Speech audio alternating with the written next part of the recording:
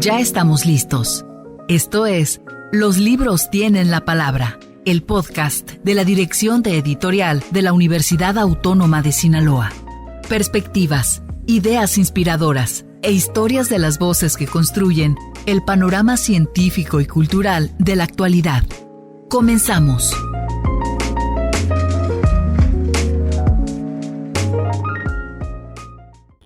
Buenos días, gracias por escucharnos. Estamos en un episodio más del podcast de la Dirección de Editorial. Los libros tienen la palabra, aunque sea un tema que pareciera estar enfocado solamente en los libros. En este programa nos hemos diversificado y ampliado otros temas que tienen que ver con la creación y la cultura sinaloense y global también. Hoy el tema es tradiciones funerarias en Sinaloa y para esto nos acompaña la doctora Walkiria Angulo Castro, quien es arquitecta, pero también es doctora en historia y es una de las especialistas más importantes en la cultura funeraria en Sinaloa, que ha tenido, digamos, este interés de estar realizando incluso recorridos en el Panteón San Juan y tiene ella, digamos, mucho trabajo, mucha avanzada en este tema. Nos acompaña también el maestro Orlando Espinosa, actual director de la Facultad de Filosofía y Letras, de formación en el campo del derecho y la filosofía también. El maestro Pedro es el director también de la Escuela de Diseño y Artes Visuales de la Universidad Autónoma de Sinaloa, también con estudios de filosofía. Les agradecemos que nos acompañen y el tema de hoy es la cultura funeraria. ¿Qué pasa con este tema? Nos gustaría iniciar preguntándoles qué es la muerte, qué significa morir desde cada uno de sus áreas de estudios. Walkiria, que nos puedas contar ¿qué es la muerte a partir de la historia de la arquitectura? Pues, primeramente, gracias por la invitación. Para la rama de la arquitectura tiene mucha representación simbólica, porque es la oportunidad de perpetuar una vida ante un proceso biológico natural, que es el fallecer. Entonces, pero es la oportunidad de generar una nueva memoria tangible de un fallecido. Para nosotros aquí en Sinaloa, pues representa eso, es una oportunidad de vivir de una manera diferente y de diversificar la muerte o el proceso de duelo. Puedo decir que nosotros en Sinaloa nos distinguimos mucho, sobre todo por ello.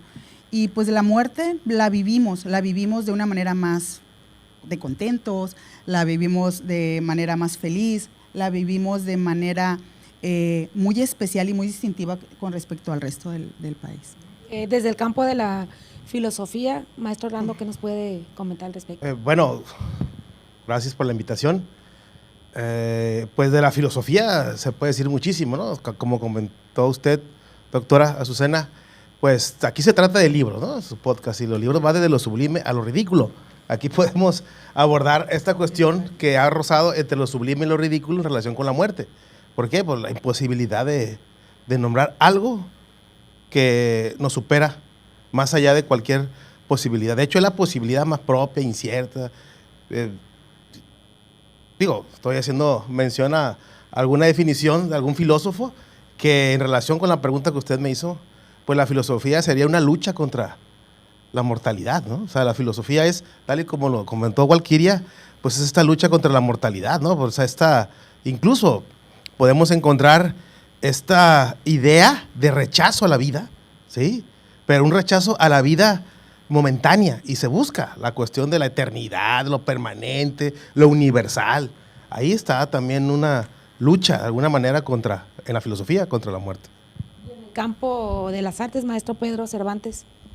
Bueno, muchas gracias también. Me agradezco mucho la oportunidad de estar aquí y compartir este diálogo con ustedes. Todo un placer. Y pues con respecto a la pregunta que nos hace, ¿no? Abiertamente, es difícil porque para comenzar a hallar una definición de arte es una maniobra sumamente compleja y para empezar ahí habría no pocos vericuetos, ¿no? Ahora, ¿qué relación tiene con la muerte el arte? Eso es lo que resulta todavía más acuciante. Yo creo que finalmente, como coincido con Orlando en el sentido de que hay que asumir una postura frente al misterio por excelencia, ¿no? de la vida humana. Entonces, si cabe en mí alguna claridad al respecto, lo que podría decir es que finalmente es una postura frente a la intermitencia de la vida, lo que se hace en arte. Es una postura frente a la intermitencia de la vida, frente a un momento en que nos abrimos a la existencia y que estamos esperando nuestro desenlace. Entonces, ¿cómo iluminamos esa intermitencia? Yo creo que es a partir de allí la postura de los artistas. Pues bueno, al final el tema de la muerte pues está en lo cotidiano, pero también es un tema del que da también un temor no hablar. Nadie piensa en el nacimiento, pero muy pocos pensamos en la muerte. Pero, ¿qué hay de la muerte, Walkie, en los panteones? ¿Qué hay de esa muerte en los panteones a partir de la representación? La verdad, lo mencioné antes, en el contexto sinaloense, nosotros no diversificamos diferente. Si bien es cierto, arquitectónicamente está la representación de la capilla, la cual no solamente significa o representa un espacio familiar que tiene la finalidad de continuar con ese linaje. También tenemos, nos caracteriza los vitrales, nos caracteriza el uso de ciertos, la verticalidad y la desproporción en cuanto a medidas, porque eso no se da en el resto del país ni del mundo. Nosotros no festejamos como lo festejan en el resto, ahorita lo platicábamos el doctor Pablo y yo, y no coincidimos en ello. Entonces, el analizar la arquitectura en Sinaloa a mí me ha permitido encontrar rupturas, pero también continuidades. A partir de la primera mitad del siglo, hasta la primera mitad del siglo XX, pasaba lo mismo en todo México. Solamente en los ritos es donde encontrábamos esas rupturas, en las cuales nosotros no somos de hacer un altar, de empezar a recordarlos desde el 27. Nosotros nos cosíamos aparte. Maestro Orlando, ¿cómo ve el sinaloense la muerte? Pues de muchas maneras, ¿no? Tampoco vamos a... Sí hay una manera muy identificable de hacer mención y más en la cuestión cultural como el narco, la cuestión cultural de las apegados a... Incluso, ¿no? Un judío muere distinto a como muere un cristiano, ¿sí? Así de sencillo. Pero mencionar esta cuestión que ahorita, antes de que le hicieras la pregunta a Walquiria, que al ser humano nos angustia la idea de dejar de existir, después, obviamente después de vivir, pero no nos angustia la idea de no haber existido. O sea, ahí hay una contradicción en el sentido de la inmortalidad, pues todos pensamos en la inmortalidad, pero antes de, claro, hay infinitas explicaciones, decir que la transmigración de las almas y otras posturas religiosas que de alguna manera dan estas posibilidades de tranquilizarnos en relación con eso. Y por ejemplo, hay un texto de Erasmo de Rotterdam, de Preparación para la muerte se llama, ¿no? Que de alguna manera inicia con una frase de Aristóteles, que de las cosas más terribles, la más terrible es la muerte. Pero este texto, apegado a esta idea de tranquilizarnos a partir de la muerte, dejar de existir, pero físicamente, abrazar, apegado a las ideas de Platón, esta eternidad, esta cárcel que es el cuerpo, se libera el alma, ¿no? Esa idea también es muy repetitiva en infinidad de religiones o de posturas ideológicas incluso, ¿no? Y de filosófica. La filosofía de alcanzar las esencias de las cosas, abrazar de alguna manera, como lo comenté en un primer momento, la inmortalidad. ¿Y cuál es la idea del sinaloense? Pues bueno, ¿no? O sea, apegándonos a la cuestión de cómo existimos, ¿sí? Existimos como sinaloenses, pues, muy obvio, pero la representación que el sinaloense tiene de todo lo que nos rodea, pues nos da incluyendo la muerte, ¿no? Esta idea que tenemos de la muerte no deja de ser de acompañamiento. O sea, me refiero que acompañamos la muerte de los demás, pero la propia obviamente no. Y abrazamos esa idea, esa interpretación, le damos una significación a aquello que no tiene significación de origen, ¿no? Claro, o sea, no podemos alcanzar lo real de la muerte, o mejor dicho, lo más real es la muerte, lo otro es simbólico, ¿no? ¿Y por qué nos dará miedo morir? No a todos les da miedo morir, ¿no? Bueno, ya estamos, sí, o sea, había un grupo religioso cristiano ya en el año 300, los circunfeliones, si no me equivoco, que buscaban la muerte, o sea, se lanzaban a vacíos. ¿Por qué? Porque necesitaban escapar de este mundo artificial o no divino, porque estaban buscando la real existencia, según ellos, ¿no? Porque hay grupos que religiosos que buscan la muerte como tal, pero con la intención de alcanzar la verdadera vida, ¿no? Y nosotros consideramos, muchos dirán que es la única, otros dirán que no, y no olvidemos que nuestras culturas occidentales, incluso orientales, están de alguna manera montadas en la idea de una vida después de. ¿Sí? Nuestros propios antecedentes prehispánicos, era el más allá era lo más anhelado. Era algo que pretendías desde que nacías. Y de hecho no debemos de temerle, porque la única garantía que tenemos al nacer es morir. Entonces, pero sí genera una cuestión de finitud y pues da miedo. En el campo, digamos, del arte, maestro Pedro, pues lo más, digamos, cliché, lo más presente en la cultura, pues viene desde los altares de muertos, las representaciones, la Catrina, que tiene que ver un poco con nuestra historia de posadas, pero ¿qué hay más allá en el arte, pensando o centrándonos un poco más de la estética a partir de la muerte? Creo que el mosaico de posibilidades en ese sentido es muy vasto, prácticamente abarca todo registro sensible, sensitivo, y pues también algunas ideas, ¿no? En un sentido, intentando cifrarlo como de un modo racional. Pero insisto, estamos frente al misterio por excelencia. Entonces, ¿qué es lo que hacen los artistas? Yo creo que esto puede ser muy evidente desde que el arte aparece en el horizonte humano. Pensemos en las cosas de Lascaux.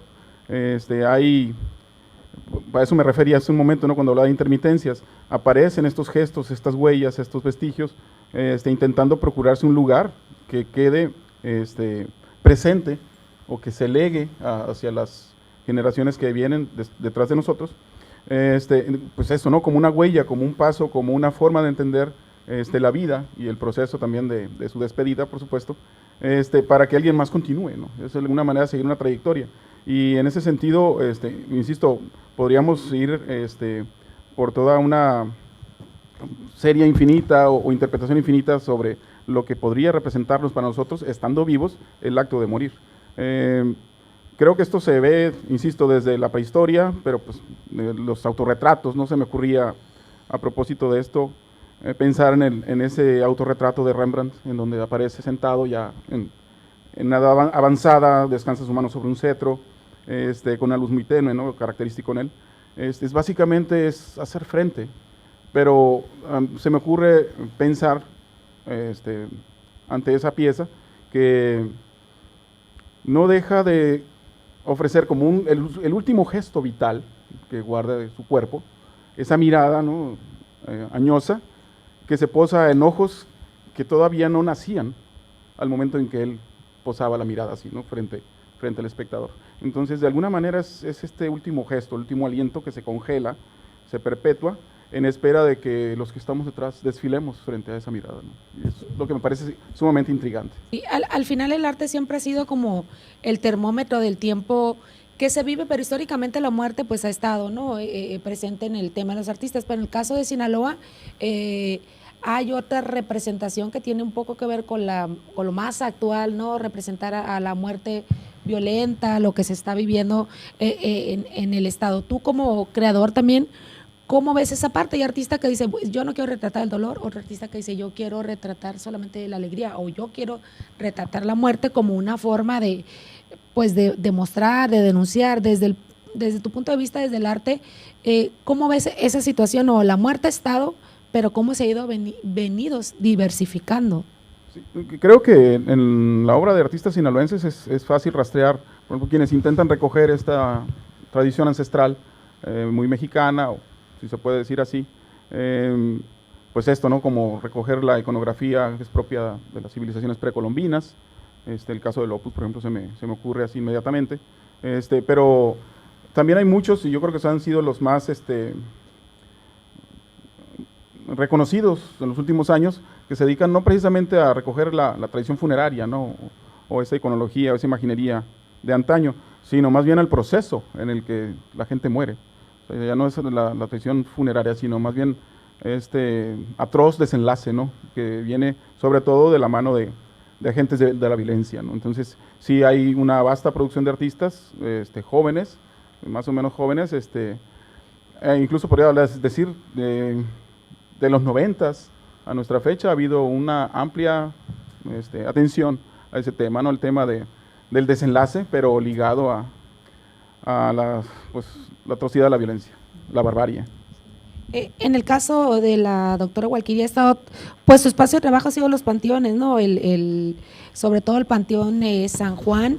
¿Qué hay que saber del Panteón San Juan, de las formas que había de morir? Porque si el otro espacio que tú trabajas es el Jardines, ¿no? Que vemos monumentalmente dos cosas opuestas, ¿no? Aún nos habla de la tradición y otro nos habla, digamos, de la realidad.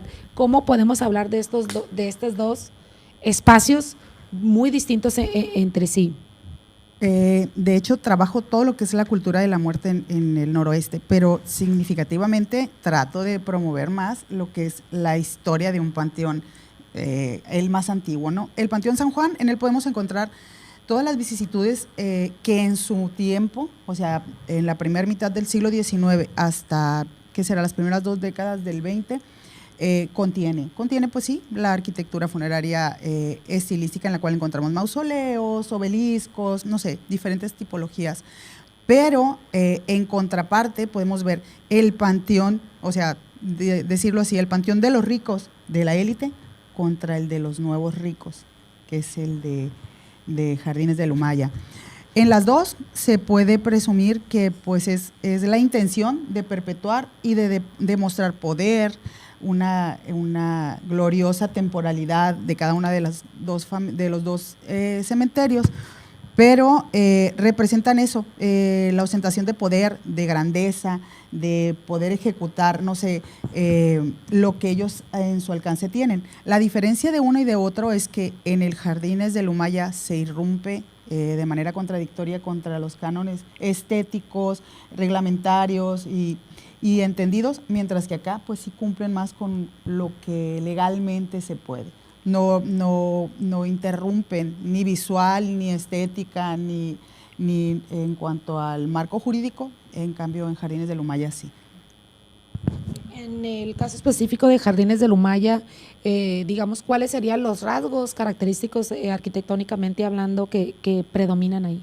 Predominan el uso de la capilla, lo que es los mausoleos, que son familiares, la capilla, que es la típica casita que ostenta 1 metro por 2 metros y 3 máximo de altura, lo que es el uso de la verticalidad en la construcción y el uso de vitrales, de cúpulas, junto con la desproporción. Pero lo más, que puede resultar más impactante es la desproporción en cuanto a las medidas, porque se supone que el reglamento de panteones menciona que debe de medir máximo 3 metros de altura un monumento cuando hay más de 10.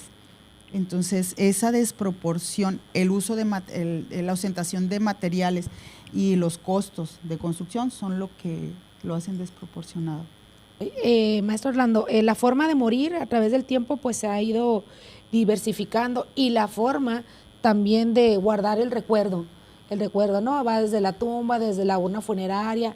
Ahora tenemos, más allá de los panteones, tenemos el espacio simbólico, el que conocemos aquí como cenotafio. A través de la historia, ¿qué nos habla, digamos, esta forma de dejar el recuerdo? Hubo un momento que se suspendió aquí en Culiacán, que empezaron a quitar los cenotafios de los que tenían como pues mantas grandes, pero ahora sabemos que esto persiste. ¿Cómo podemos explicar en este presente esta forma de dejar el recuerdo en las calles de la ciudad? Bueno, si el chimpancé imita, el ser humano es pura imitación, ¿no? ¿A dónde quiero llegar? Que, por ejemplo, cuando he viajado a ciudades, acá en México, otro país, pues me gusta hacer necroturismo. ¿A dónde voy? Por ejemplo, recuerdo la Ciudad de México, el Panteón Francés, ¿sí? Que el Panteón Francés no puedes tomar fotos, pero pues puedes, no sé si hay visitas guiadas, yo no fui, yo no recuerdo, no pregunté, pero me di a la tarea de indagar por mí mismo y vi una forma distinta de representación a la muerte a través de los tiempos que podemos encontrar aquí. Aquí hay una uniformidad, podemos decir, ¿no? Es más imitación de lo que rodea la muerte, lo que hace la familia del difunto.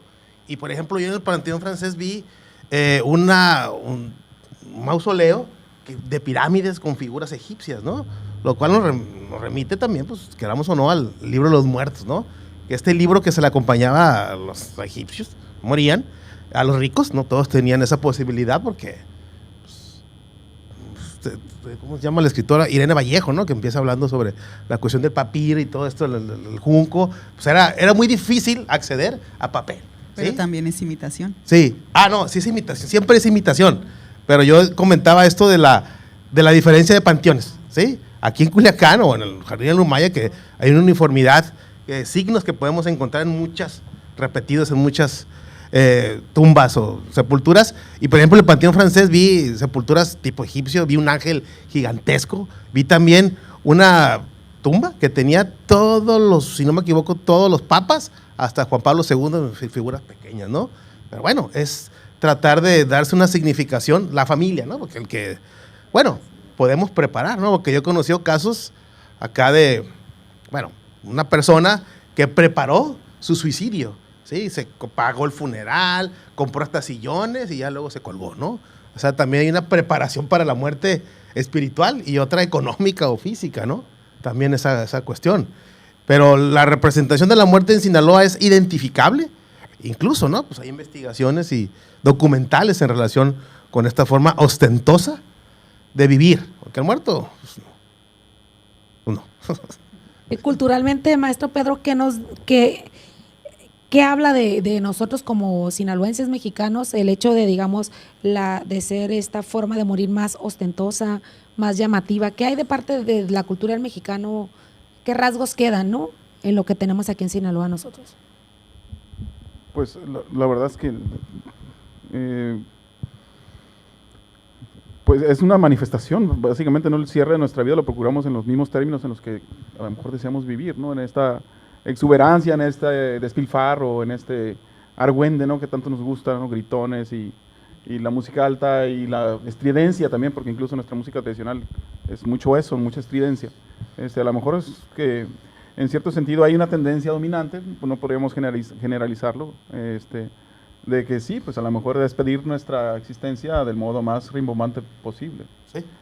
Con toda la pompa, ¿no? Fenomenología del relajo, ¿no? O sea, los decibeles o la música directamente proporcional al goce que se tiene, ¿no? La representatividad que hay. Y también, digo, como humanidad hemos enfrentado la muerte de manera distinta, ¿sí? Podemos decir, o sea, básicamente la enfrentamos de manera individual, pero con la Segunda Guerra Mundial nos dimos cuenta, con la bomba atómica, pues que ya la muerte se enfrenta de manera colectiva. Y ahorita la cuestión del antropoceno, este momento histórico de la Tierra, que se ve esta cuestión de que cómo afectamos nosotros, como seres humanos, como humanidad, al planeta, que nos lleva a enfrentarnos a la muerte de manera, como humanidad, ¿sí? Tenemos una pausa institucional, ahorita continuamos con el tema de la cultura funeraria y de la muerte en Sinaloa. Regresaremos en un instante para que los libros y tú tomen la palabra.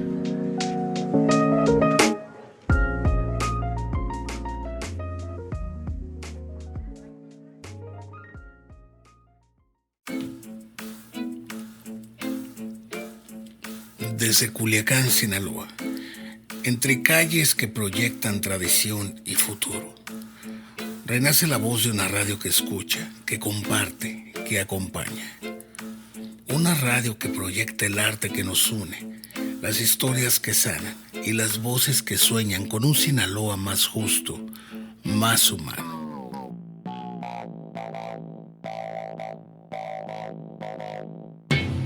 Transmitiendo en 1150 AM y 96.1 FM en Culiacán, 102.9 FM en Los Mochis y 101.9 FM en Mazatlán.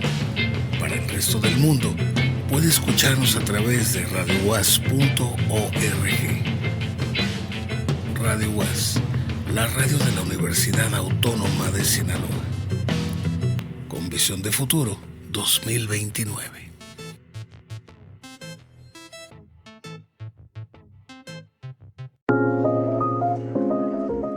Regresaremos en un instante para que los libros y tú tomen la palabra.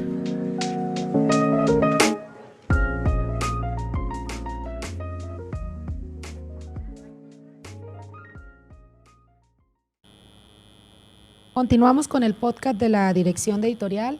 Comentarles que nos pueden seguir en las redes sociales de nuestra dirección, en Facebook, en Twitter, en Instagram, en YouTube. Nos pueden seguir para estar al pendiente de nuestros episodios. Es un programa que va iniciando. Tendremos 2 meses hablando de temas de relevancia para los radioescuchas de esta estación.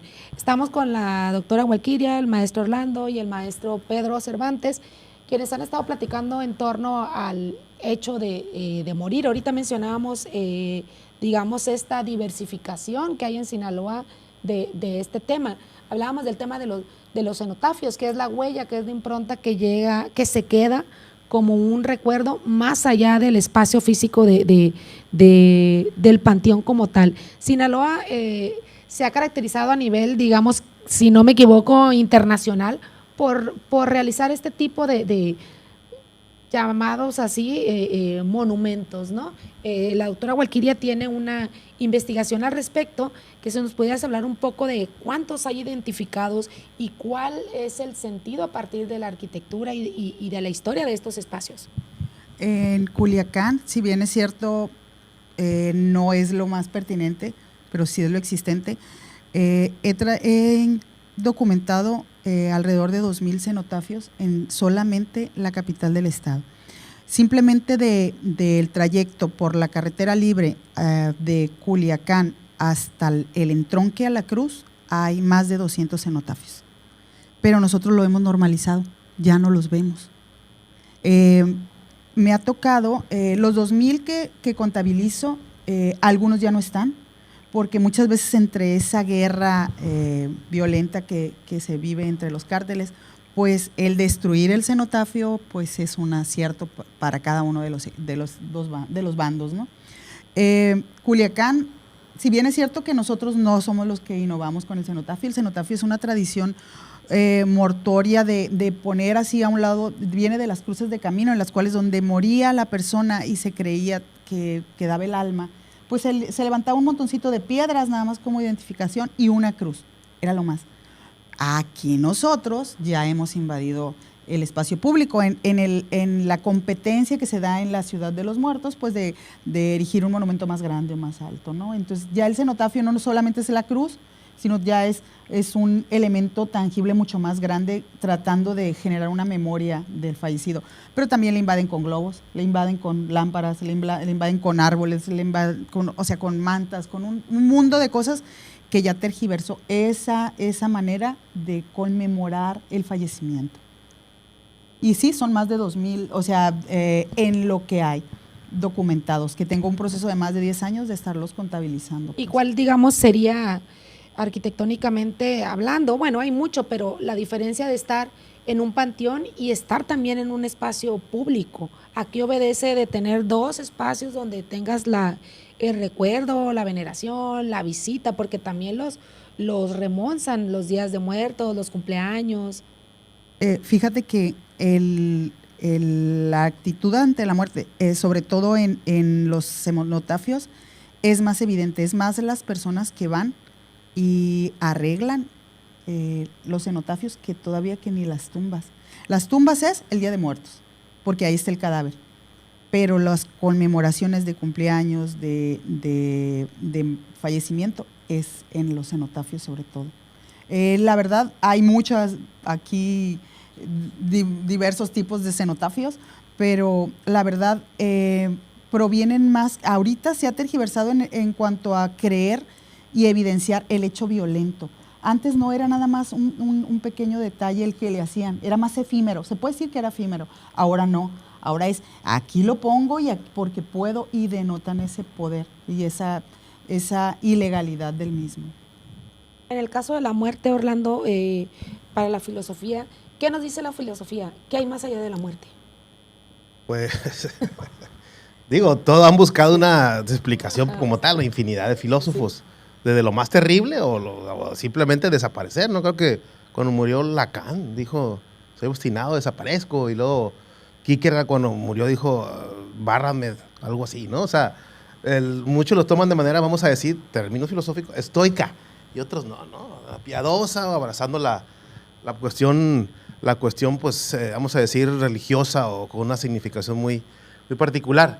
Se me olvidó la idea que estaba comentando ahorita, que está comentando Valquiria, tenía una idea, pero voy a comentar otra porque se me fue esa. La cuestión frente a lo que somos como seres humanos, decía Freud, en sociedad tenemos el origen del sufrimiento humano, son 3, ¿no? La enfermedad, lo precario del cuerpo, pues la muerte, ¿no? Ya comenta que es el mundo exterior y al final de cuentas el sufrimiento también es producido por la cuestión social, ¿no? Por los otros, ¿sí? Por la cuestión que esta imposibilidad de ser feliz, ¿sí? Pero también estamos frente al principio de realidad y el principio de placer. Y en el principio de realidad está esta cuestión, el cuerpo, la muerte, lo mortal, ¿sí? Tenemos afinidad a lo sensible, ¿sí? Pero se nos escapa a otra. Por ejemplo, la cuestión de ¿por qué el hombre muere? Porque el ser humano es el único que existe, diría Heidegger, ¿no? Los otros entes no existen como tales, ¿sí? Y desde los griegos comentaban ahorita que alguno de ustedes mencionó alma, ¿sí? Los griegos tenían 3 formas de referirse al alma. El psique, la psicología, que es, vamos a decir, eso es una imagen, sí, creo que es así lo llaman, una imagen idéntica a ti, pero que permanece, ¿sí? Y está el timos, que es el alma, vamos a decir, sentimental, sensible. Es el órgano de la sensibilidad. Y el nous, que nos da la diferencia con otros seres vivos, que es el de la inteligencia, ¿no? Y esta idea del nous, pues es lo que nos genera estas infinitas significaciones a través de la historia, ¿no? Maestro Pedro, también desde la filosofía del arte, digamos, ahorita hablábamos un poco de que pues lo común, lo tradicional es el altar, y hablábamos también del caso de los artistas que toman a la muerte como un tema, pero desde una escuela de arte, ¿cómo se muestra o cómo se guía al alumno que va a crecer como un artista? Bueno, en este caso, propiamente hablando, ¿no? de trabajar con jóvenes que se forman como pintores, como fotógrafos, como diseñadores, sí, enriquecerles, se busca enriquecerles, ¿no? Su visión mediante el trabajo con algunas prácticas que son tradicionales. Entonces es un poco sí recuperar toda la imaginería. Hace rato usted mencionaba a Posada, realmente sería una de las figuras emblemáticas de la tradición mexicana, en el sentido que nos virtió, ya nuestra conciencia está arraigada como el plato de pozole, ¿sí? En nosotros esta idea de la Catrina, y pues todo el mundo ahora se disfraza y hacen performance y todo esto, ¿no? Pues da ocasión de fiesta de muy buena gana, pero pues definitivamente también tendríamos otro abanico, ¿no? de opciones, insisto, pensando incluso también en las vías más atroces. Un comentario de la doctora Valquiria me llamó mucho la atención, en el sentido de cómo se destruyen estos cenotafios, o cómo, pues, digamos, bandas rivales o gente con toda la animosidad va y los destruye. Sería como una segunda muerte. Eso es bien interesante, porque de hecho es una práctica que data de los egipcios. Los egipcios hacían algo parecido, en el sentido que ellos inventan la eternidad, por así decirlo, ¿no? Construyen todos estos mausoleos que son ampliamente conocidos por todo el mundo, y se mandaban a hacer pinturas y retratos y esculturas que a la postre pues preservaban esa vida, ¿no? Después de la terrena. Y cuando venía una dinastía contraria, llegaba y atentaba precisamente contra estas imágenes. Entonces era como un tipo muy interesante de iconoclasia, o no sé cómo decirlo, porque el hecho de destruir esas esculturas o esas pinturas implicaba pues también el cese de la existencia postterrenal. Y me parece una práctica sumamente interesante. Digo, en relación con la... De hecho, en Egipto eso hacen.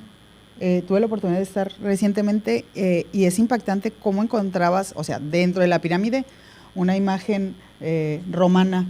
O sea, tumbando o desvirtuando lo que ellos habían dejado. O sea, y era muy invasivo. Sí. Pero eso es lo que venimos haciendo aquí. Son esas caras que tienen un martillazo en la nariz de pronto, sí. ¿No? Bueno, siempre ha habido esta necesidad de las ideologías o religiones de sobreponerse, o sea, ser sustituto de algo, ¿no? Y por ejemplo, la cuestión de la estética, pues viene esta cuestión burlesca, horrorosa de Francisco de Goya, y aquí en Culiacán pues tenemos a Teresa Margolles, ¿sí? Esta manipulación para un despertar sensible, estético, a partir de la idea de la muerte algunos muy arraigada a la forma de representación acá en Sinaloa, ¿no? Y ahorita venía escuchando la radio en el coche, y pues este llamado que hacen en relación con la muerte, ¿no? Este llamado que hacen las instituciones educativas de Sinaloa a seguir las tradiciones que nos identifican como tal, ¿no? Sí, yo recuerdo que un profesor ahí en la escuela pues dijo, porque a mí me gusta mucho el Halloween, ¿no? Y no tengo por qué avergonzarme, al contrario, tengo mi casa decorada con Halloween, ¿no? Sí, y no, que es y este lugar común de que es una tradición extranjera, y eso, pues caray, Cristo nació en Oaxaca, o sea, digo, en el sentido de que abrazamos, o sea, a fin de cuentas, como nos dice la posmodernidad, el que determina la verdad es uno mismo, a fin de cuentas es uno, ¿sí? Ya no estamos, sí, o sea, abrazamos lo que queremos, abrazamos, podemos convertirnos en judíos si queremos, o sea, no pasa nada, pero siempre no podemos negar, la institución, el gobierno, el Estado siempre busca formar ciudadanos muy determinados y muy delineados, y por eso está la educación. Porque está también muy marcado, el colegio celebra Halloween y institución pública te celebra la tradición mexicana que habla del altar, de la Catrina, del respeto a los elementos de toda esta tradición mexicana, pero por otro lado, las calles está la petición del Halloween y la tradición de montar el altar en la cultura sinaloense en casa no está arraigada, por ejemplo, ¿no? Salvo las familias que vienen del sur, que sí hay que siguen esta tradición, pero como esta dicotomía de Halloween no, Día de Muertos sí, entonces ¿cómo manejar estos dos? Somos vecinos de Estados Unidos, donde el Halloween está... No, a fin de cuentas, toda prohibición sale sobrando, ¿no? A fin de cuentas se establece la libertad del ser humano y tú decides qué festejar, ¿no? Incluso, no sé, la cuestión de los cenotafios, ahorita me puse a pensar, y los corridos, ¿no? Serían como una clase de cenotafios vivos o musicales, no sé, ¿no? Que buscan la permanencia de una memoria, porque sabemos también esta cuestión de la idea de la muerte que tienen ciertos jóvenes, la famosa idea de que más vale una vida corta, pero de rico, a una larga de pobre, ¿no? Que manejan muchos, no solamente aquí en México, ¿no? En muchas partes también se maneja esa idea. Es cierto, una de las representaciones culturales del sinaloense de la muerte es el corrido. Es una de las más evidentes. Tenemos los cenotafios y la arquitectura. Y regresando un poco, estábamos platicando el doctor Pedro, cuando recién llegamos de eso, de que pues se nos pide que hagamos altares, pero en Sinaloa nunca usamos el altar como tal. No es lo propio. Entonces, en mi caso, ¿yo qué hago? Yo empiezo todo octubre a dar recorridos en el panteón. Y hay uno, o sea, tenemos que como buscar una estrategia de cómo regresar a lo nuestro. Entonces, yo no soy anti-Halloween, pero como no lo comparto, no voy a rellenar mi casa de Halloween. O sea, no, y lo respeto. Y si mis hijos quieren vestirse, vístanse. O sea, pero yo, o sea, trato de volver a regresar, pero lo nuestro. Yo hago altares, pero en forma de tumbas, con las tumbas. Entonces, pero tumbas del Panteón San Juan. Doy recorridos para niños en el Panteón San Juan. Y les doy un premio a los que se visten de algo relacionado con la calaverita, que es lo que se supone que el mexicano conmemora. Los invito a vestirse de catrines, aunque el catrín es una sátira, no lo usamos como elemento simbólico de la muerte, pero era una sátira hacia los ricos, que estaban todos esqueléticos pero vestidos, esa es la verdad. Es originaria de Posada, esa idea, sí, ¿no? Sí, pero o sea, no es lo que nosotros usamos a la Catrina como un elemento simbólico. Él era una burla, o sea, a esos pobres que se regodeaban con los ricos y se vestían con pluma y todo, aunque estuvieran cadavéricos muriéndose de hambre. Pues entonces, a lo que yo voy, en mi caso, ese es mi granito de arena, o sea, doy recorridos en el panteón histórico, les cuento de los personajes y los invito que el 31 estén en el panteón visitando a sus muertos y les explico cómo es la tradición. Nosotros somos de limpiar la tumba, de llevar flores, de llevar veladoras, las flores de papel, eso es lo nuestro. pero lo demás, ya, aunque estamos súper lejanos con Estados Unidos, pues el Halloween es exagerado lo que ha invadido y se ha desproporcionado en nuestra cultura. La desigualdad social, pues a través de la historia también la vemos en la forma de morir. Aquí consideran ustedes que es como más fehaciente, más claro, cómo tuviste tu vida económicamente hablando, esa va a ser lo que vas a tener al momento de morir también. Tú que lo trabajas en los panteones, eso será como algo muy identificable. En mi caso, yo veo la diferencia entre uno y otro. El rico quiere ostentar poder y edifica en cuanto a su alcance, pero el pobre en su escala económica también le edifica. Es más sentida, tiene más significados y más simbolismos la representación del muerto humilde que el del rico. El rico nada más quiere ostentar lo que él lo puede y lo hace, pero no hay un significado. Por eso hay tanto mausoleo abandonado en los ricos. En cambio, el de los pobres es el que más se visita, el que más se siente, el que más se ama.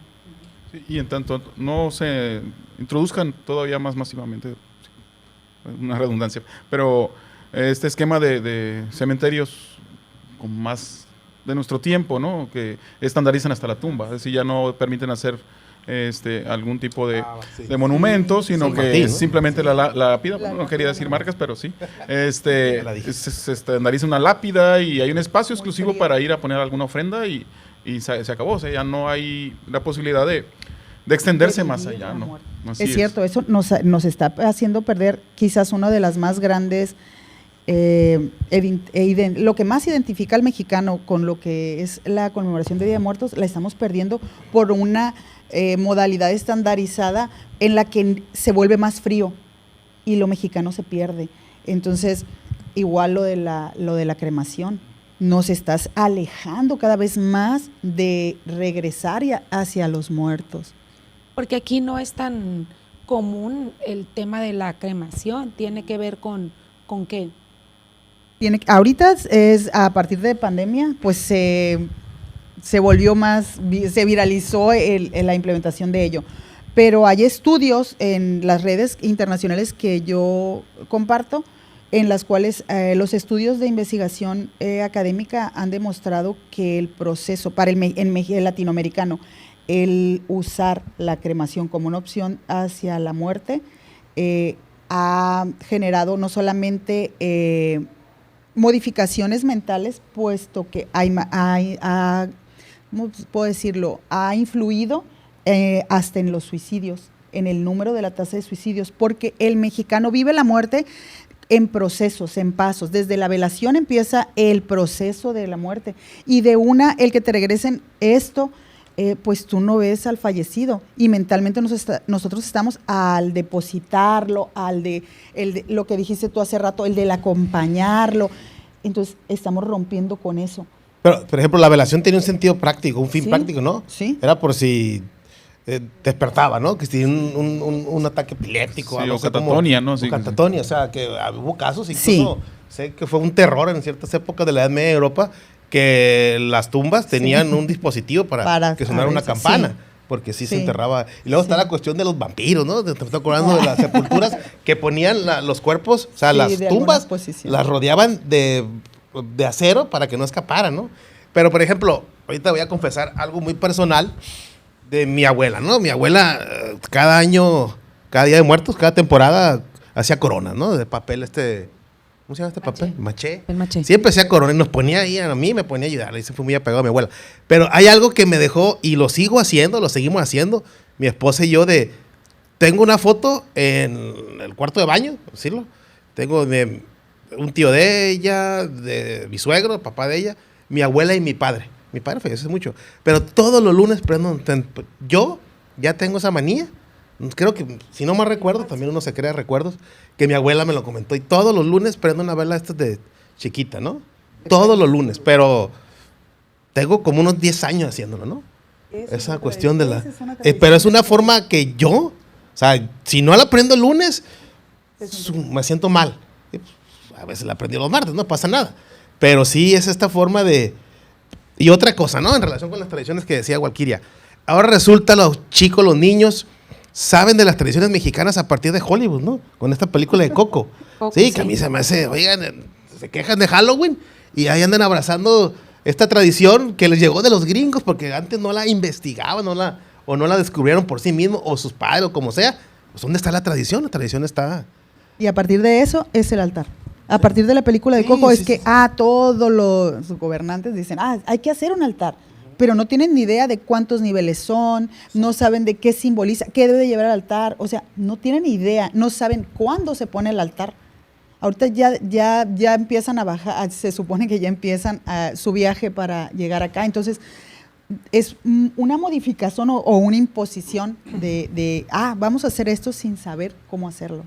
Sí, y es que finalmente la diferencia entre una tradición arraigada y una, digamos, traída sería, yo creo que esa precisamente, ¿no? Que la tradición es un poco como esta práctica de Orlando a partir de su abuela, es una cosa generacional, pues es mi padre, mi abuelo, mi abuela o mi tía me enseña tal práctica y se va esto dando de una manera, por así decirlo, pues natural. Aunque fíjate, podemos decir, es totalmente sensible, o sea, es una tradición, hay tradiciones que se piensan, se representan, hay otras tradiciones que se sienten. ¿Sí? O sea, yo creo que son las mejores. Y en eso, en lo sensible, la estética también, no nos lo van a poder imponer nunca.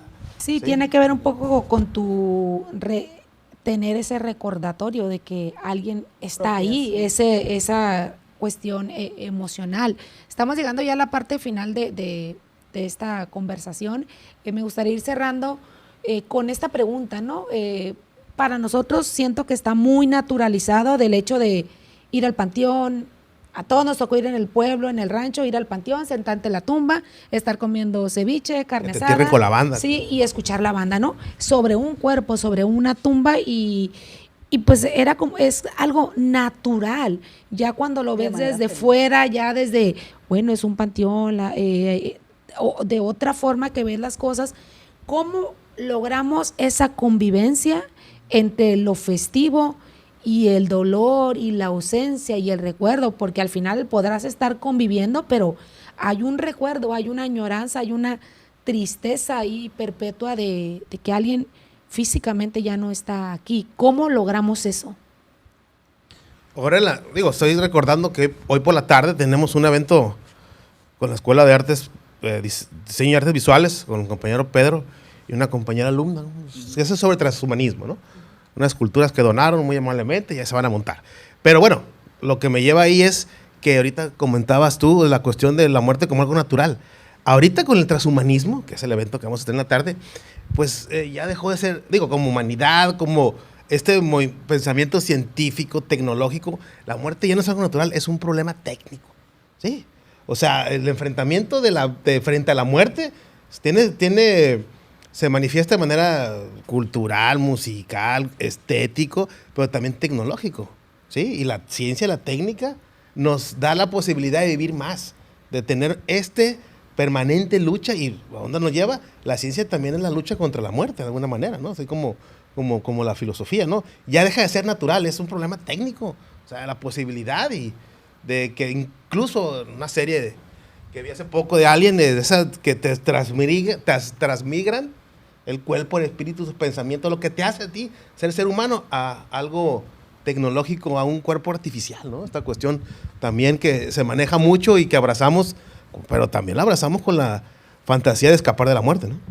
Walkiria, esta convivencia que tú has logrado en los panteones, este espacio, digamos, de recuerdo, pero tú lo manejas, ¿cómo manejas, digamos, esta convivencia?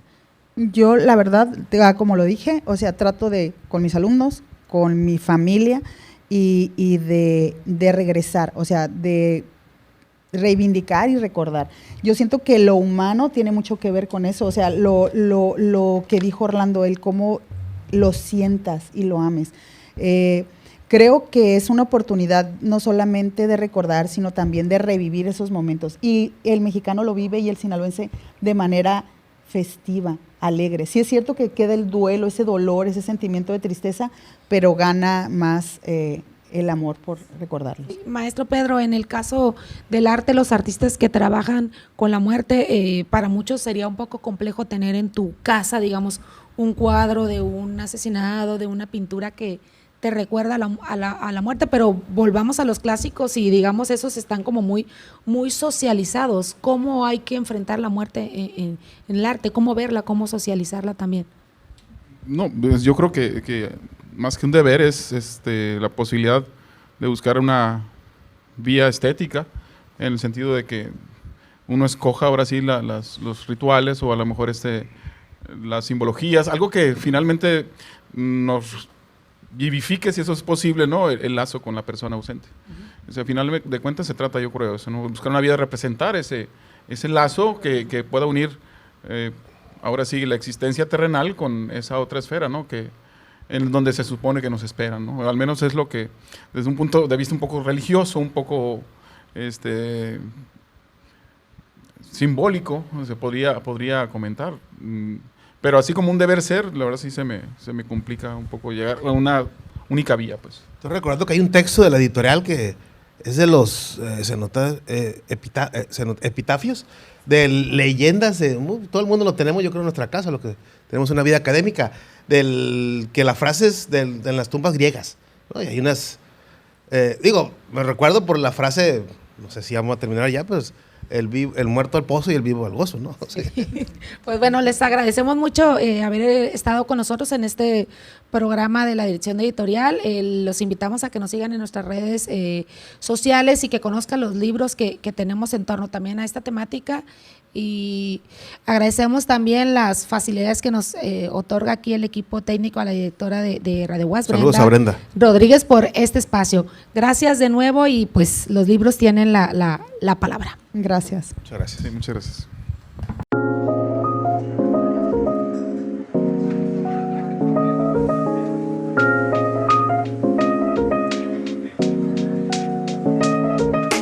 Gracias por habernos acompañado en Los Libros Tienen la Palabra, el podcast de la Dirección de Editorial de la Universidad Autónoma de Sinaloa.